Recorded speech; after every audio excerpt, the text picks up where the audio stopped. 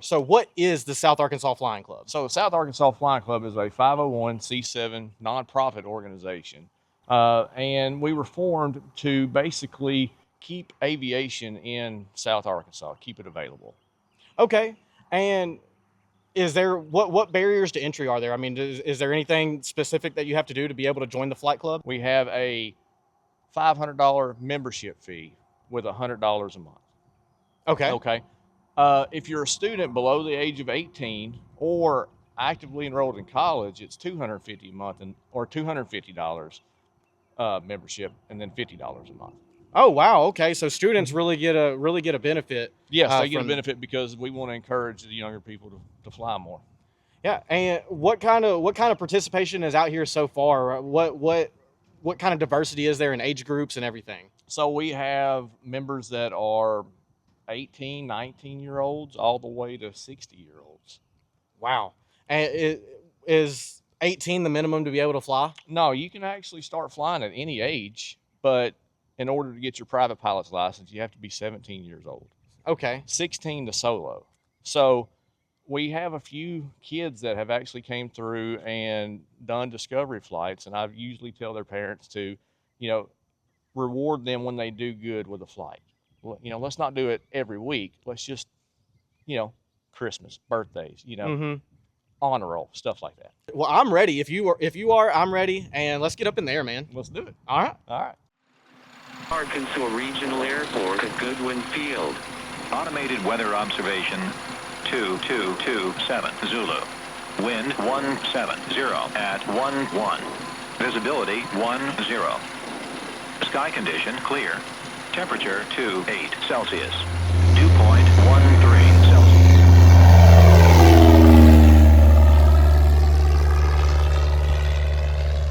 So, Chris, how long have you been flying?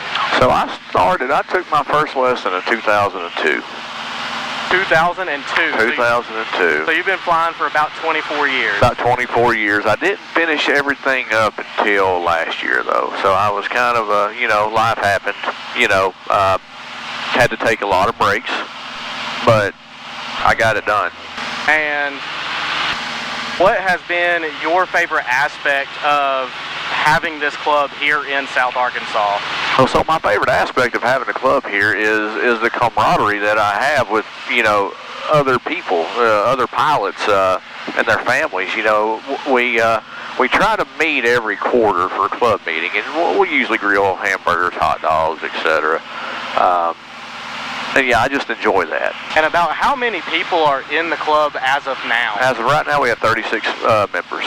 36 members. Yep. And what kind of level are you hoping that you guys can get the club to as far as active participants? Oh, I'd like to see 100 plus. I'd like to see 100 plus, and I'd like to see a couple more different airplanes, in our club. And so if somebody was just to budget for a discovery flight and a couple of lessons, how much are they looking to spend? So let's start off with a discovery flight. So discovery flights typically go for 1 hour, and they'll pay the $125 for the plane rental, roughly $35 to $40 for fuel, and then depending on the instructor, some instructors charge $65 an hour, some charge $75 an hour. So you can budget around, let's say, probably between $225 to $250 for that discovery flight. Now, as far as starting to take lessons, we can bank on that for every hour after that. But you're not going to need that instructor for every hour of your training. So the FAA requires you to have 40 hours before you can check ride. 20 of those hours have to be with an instructor. Now, that really depends on you, and how quick you learn. So you can fly for 20 hours with an instructor and then fly 20 hours solo, just being able to rent a plane? Or? Yeah, that's right, yeah. And that's without having any kind of license or anything yet? Well, that's to get your license. That's to get your license. That's right. What kind of paperwork do you have to have in order to even get started with this Okay, process? so to get started, it's a really good idea to go ahead and get your medical done. Okay, you have to have a physical. And what that will do is that will just, address any health concerns that, you know, the FAA may have, you know. So you want to know if you're able to get your medical pretty early on. You don't want to spend, you know, $5,000 on flight lessons just to be turned down, you know, from the FAA. So you get that first, then you get your student pilot certificate, which, you know, your CFI will help you get that. And then you just take your written exam. And once you get your written exam out the way and you pass with a 70, then, you know, we can start prepping you for your check ride. Pass with a 70 and you get to start flying planes. Well, I mean, that's for the written exam. You still have to go through 2 more exams. You've got to go through an oral exam with an examiner and then a practical exam in the air with that same examiner on the same day. Interesting. Okay. Yeah. And so how quickly could somebody have their license if they were set out and decided that they wanted to get their license within this time frame? Okay, so I have met people who have got their license in 6 weeks from start to finish. 6 weeks. But that is flying every day. I mean, you're not wasting any time. If the weather's good, you're flying. Yeah. You know. But on average, it generally takes somebody between 6 months and a year if they stay steady at it. And so we're getting ready to fly over downtown El Dorado right there, and that's pretty cool. Yeah, going over Hillsboro. Want to cruise the boulevard? Yeah. All right. At some point, I would love to fly over the football field, wherever it's at. Hold on, where is that at from here? Okay, northwest. We're going to fly right over top of it. Yeah, there it is. Okay. I'll have to convince Sandy that maybe we need to be able to start calling games from in the air like this. Oh yeah, that would be awesome. You know, just get a little. Jacobs is going to step back in the pocket. You know, all the way from 1,500 feet. I mean, I would be able to see everything. Yes. There's the Murphy USA buildings and First Financial building. That definitely looks different from way up here. It does. So, how far of a flight is it to Fayetteville from here? So Fayetteville in this airplane, you're probably looking at close to 2 hours. A 2-hour flight to Fayetteville versus a 6-hour drive. Man, I'm telling you. What is the altitude that Fayetteville sits at? Oh, I think they're, oh shoot, maybe 700, 800 feet. I really don't know off the top of my head. They may be a little bit higher than that. I was going to say, I mean, I thought that they'd be a little bit higher than that, but I don't know. I don't know nothing. I tell people all the time that the day I start saying I know something is the day you start checking what I know. That's right. That's me. I know nothing, man. Let's see if I can figure it out real quick. Maybe I can fly and text at the same time. We'll edit that part out. Okay, so it's 1,252 feet above sea level. Oh, okay. So we could fly almost in a straight line into Fayetteville from right here. That's correct. That's crazy.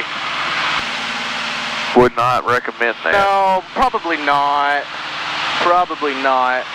Western traffic, Archer 10958, 10 miles to the east and down runway. So what kind of steps do you guys take to help people who are wanting to become a beginner pilot or get into it? I mean, what aspects does the club offer specifically to those looking to get into flying? Well, so the club really does, the only thing that the club offers is access to airplanes, you know. So you don't have to be a pilot to be a member of the club. You can be, you know, somebody who's interested in flying. So one of the benefits of being a club member is you get to use the airplane for your own training. Oh, yeah, no, that makes sense. And then, of course, everybody is just jumping up and down to help anybody out. I mean, all the club members are really, I mean, these guys, they'll go above and beyond for anybody. It's just an amazing community. You know, I was sitting there trying to figure out what that was. It's Home Depot. I couldn't figure out what Home Depot was from my bird's eye view.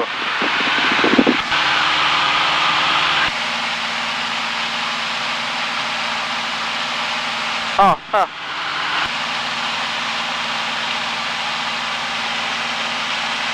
There's the Ave. That's it. Cruising the avenue.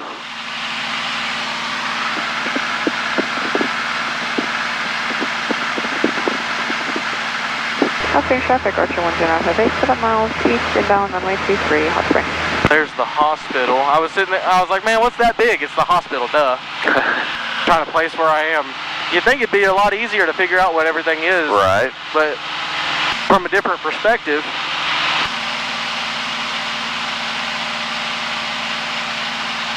Wow, they are really coming a long way on getting that lot cleared out to become a baseball field. Yes, they are.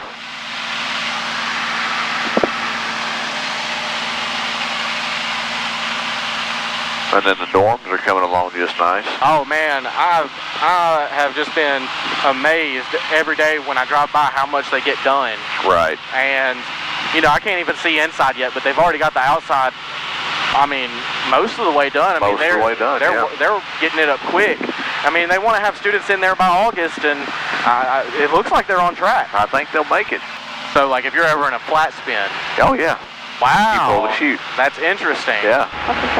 And what's interesting about that airplane as well is it has side sticks. So the co-pilot side, my side, would have the sticks on the right. Your side's on the left. And it's very comfortable. It's very ergonomic. And that's pretty interesting. The Diamond DA-40, that's also an interesting airplane because it's got the stick in the middle like a fighter jet. So the first time I flew one of those, it was like, it was kind of weird, you know, but, you know, you adjust to it relatively quickly. Once you fly an airplane, once you know how to fly an airplane, flying a new airplane, you know, it doesn't take long. It just kind of takes some acclimation. That's it, yeah.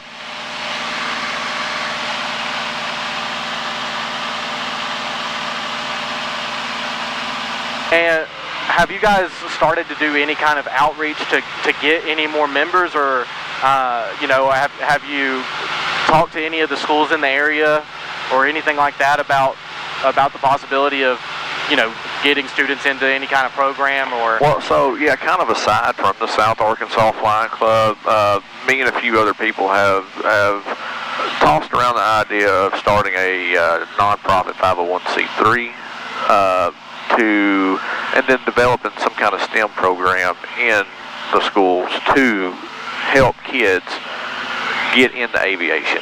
Now, that is something I could get behind. I mean, that sounds interesting. I would have loved the opportunity when I was in high school to be like, oh, you know, if I study this and this, I could get to flying a plane. I mean, I wasn't very forward thinking when I was in high school, and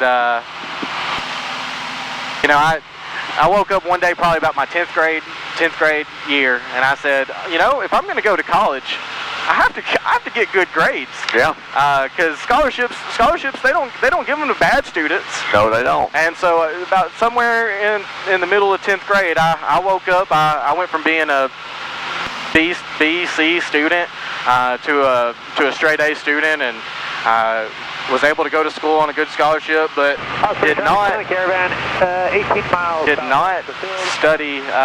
study aviation, and kind of wish I had gotten into it. You know, I was just across the street from Henderson, so, you know, could have just gone across the street and studied some aviation, but yeah.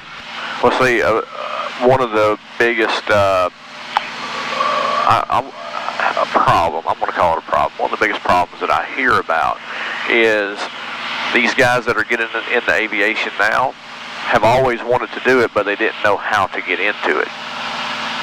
You know, so that's kind of why we started the club too, is, you know, we try to 17 to the southeast, inbound from landing, left traffic, runway 23. Okay, that's Hot Springs. Yeah, so part of the reason we started the club is to, you know, basically just kind of advertise, so to speak. Hey, aviation's right here.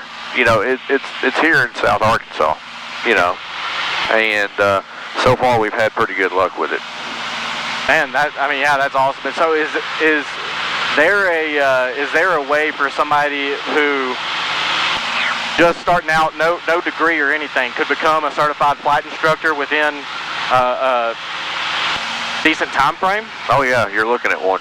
I have no degree. Okay, so what was that process like for you, going all the way from no experience into becoming a flight instructor? So it was just study.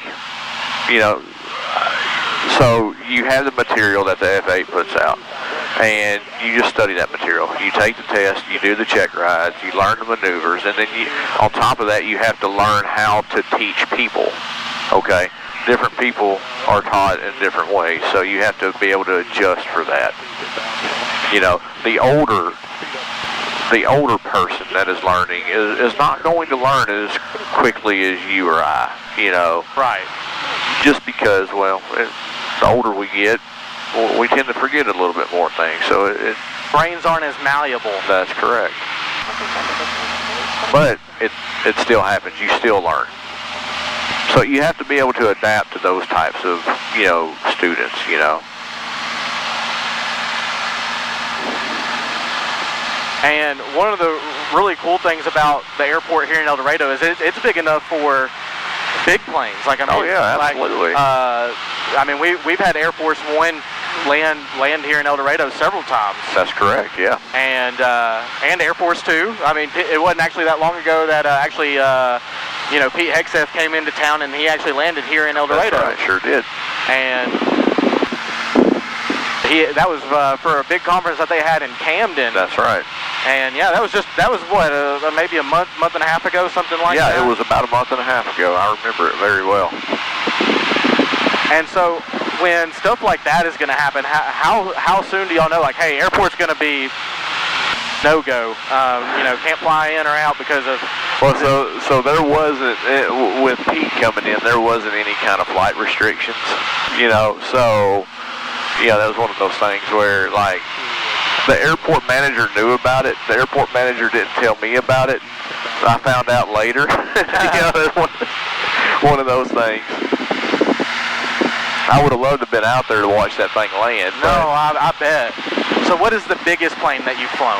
The biggest plane that I've flown is probably the King Air. How big of a plane is that? So it's an 8-passenger airplane. Okay. Yeah. So relatively small. It's a twin engine. Turboprop airplane. Turboprop. Yeah.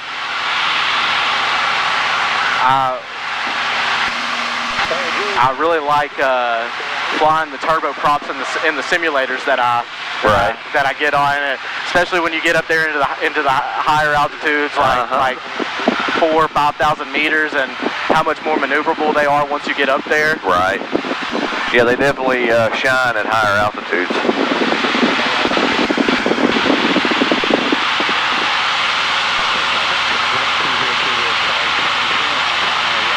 And what's crazy is in World War I, they basically strapped a machine gun to the front or the wings of these things and just flew them. Yeah, pulled the trigger and flew. That's it. Man, that is a scary thought. Right. Open cockpit, no doors, no windows. I mean, just get after it. Get after it. So what we need to do is we need to work on an event where we could get maybe an interest meeting for some people after this video goes out. Need to get an event together for you guys where you have an interest meeting, like, hey, if you're at all interested in flying, you know, you guys just come out, we'll meet here and talk about it, and you can get contacted up with somebody. Absolutely. We can absolutely do that. Yeah, we've had interest meetings before with the club, and we've had a good turnout. You know, but maybe we need to do it again. Yeah. I mean, we'll help get the word out. I mean, we've got a pretty good audience, and you know, it's not just people out of El Dorado, but all of South Arkansas. So, I mean, right up your guys' alley. Yeah, so that's kind of when we came up with the South Arkansas Flying Club. We kind of envisioned the Golden Triangle here. You know, El Dorado, Magnolia, Camden. You know. And all three have airports. Absolutely, you know, and all three have really decently sized schools, you know, and we can get kids involved in this. So that's kind of, you know, my vision of South Arkansas Flying Club is to bring in all of South Arkansas to just, hey, come out here and fly. You know, it's here, it's ready, it's accessible, you know, use it. So when I'm looking at the airspeed gauge here, does that mean that we're flying at about 105, 110 miles an hour? Yeah, so that's in miles per hour. This is in knots.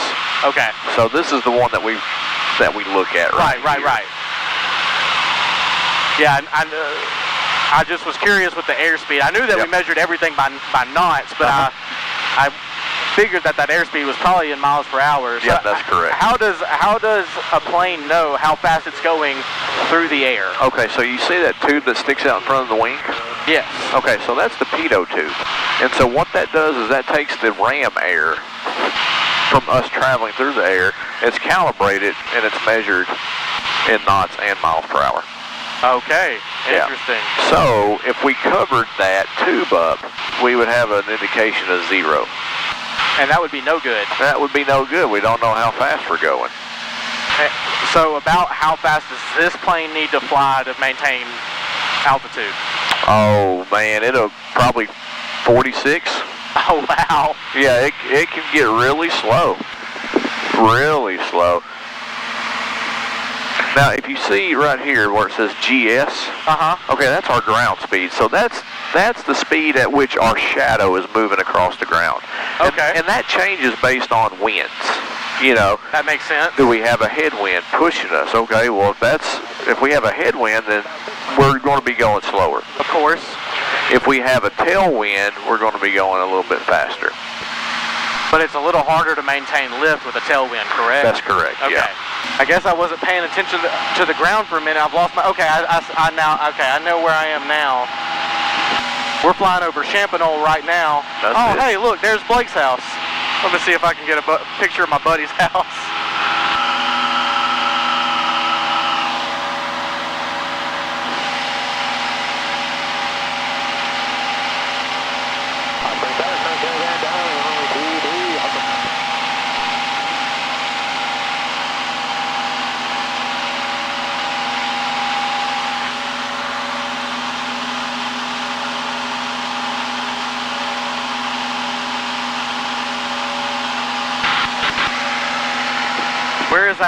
Where is our altitude indicator? Right there. Okay. Right there. So 1,640 foot. Man, I would not guess that we were about 1,500 feet in the air over the ground right now. Yeah. It seems a little bit. It seems like we're a little bit closer to it, huh? No, it definitely. Like I was definitely gonna say, like, man, did we drop down to like 800? I mean, it just doesn't feel like we're 1,200 feet in the air right now. Wow. Man, the high school looks amazing from up here. You know, I mean, the high school just looks amazing in general, but yeah, the high school is what a facility.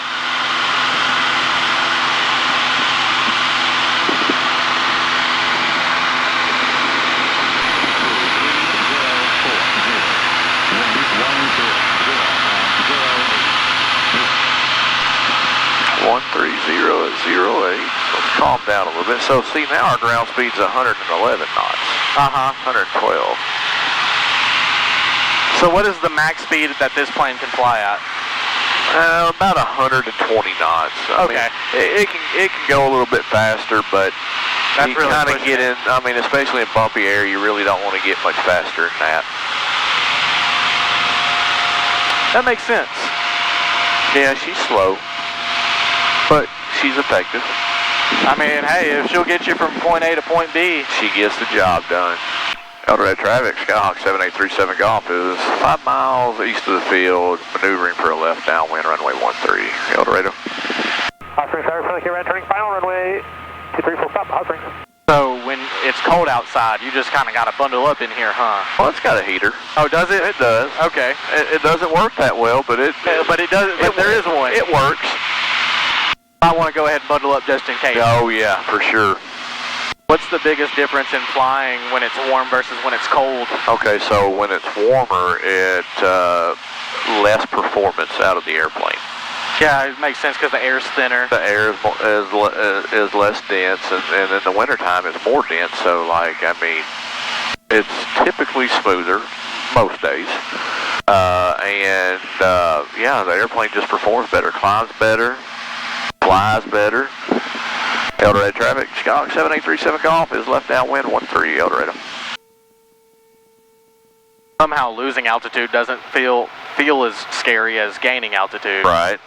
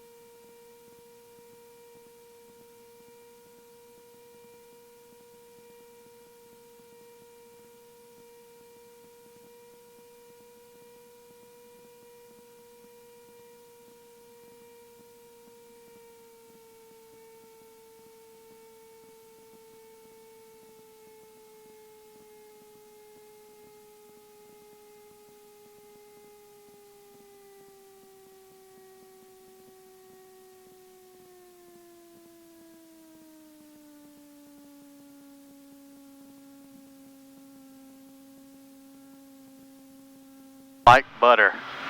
That's what I strive for every time. Sometimes I fall short.